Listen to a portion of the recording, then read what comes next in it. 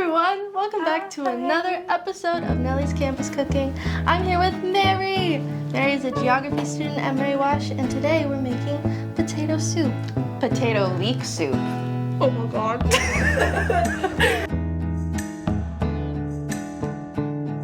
I chose potato leek soup, and I originally got this recipe out of a cookbook that I had when I was a little kid.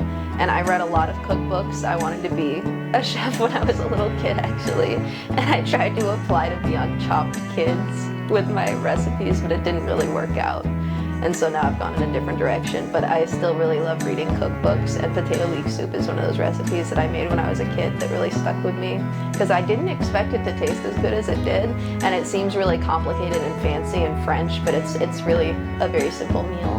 Hello everyone! Hi. We have potato soup. Potato leek soup. And now we're going to do a taste test. Ready? Oh my god. So good. Thank you, Mary, for It's this. so good. This is perfect. Thank y'all Not for to watching. toot my own horn, but this is one of the best soups I've ever had in my life. So good. All right, love y'all. Bye.